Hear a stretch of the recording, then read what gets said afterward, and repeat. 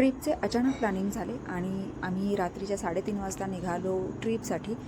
कोकणात निघालो आहोत. मुलांची गाडीमध्ये छान दंगामस्ती चालू आहे.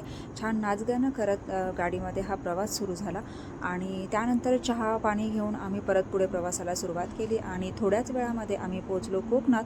आम्ही निघालो आहोत मालवणला. मालवण म्हटलं की छान असं हिरवळ आणि समुद्र किनारपट्टा तर आणि खायला मासेच मासे, मज्जाच मज्जा. म्हणूनच आम्ही खास मालवणला गेलो. मालवणला पोचायला आम्हाला दुपार झाली. आम्ही रात्रीच्या 3:30 वाजता निघालो होतो. तिथे पोचल्यानंतर छान असं जेवण केलं, जेवणाचा बेत केला. त्यामध्येही आम्ही बघा इथे मासेच घेतलेले आहेत, दाखवतात मासे. त्यानंतर आम्ही निघालो सिंधुदुर्ग किल्ला पाहण्यासाठी आणि रस्त्यावर म्हणजे ही छोटी छोटी दुकानं होती, तर ते पाहत पाहत आम्ही पुढे गेलो.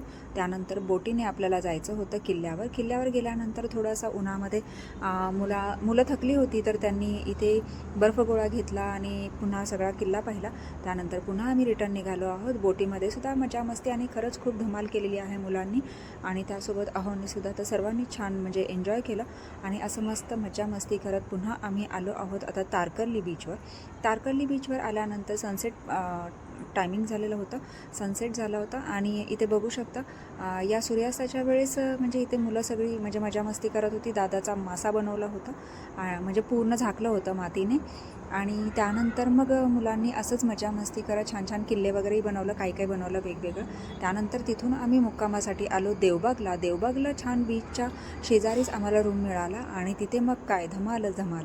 छान असं नाच गाणं आणि फुल मजा मस्ती मुलांनी एकदम एन्जॉय केला आणि मुलांसोबत अहोंची पण खरंच खूप मजा झाली आणि त्यानंतर मग जेवण करून मस्तपैकी आराम करण्यास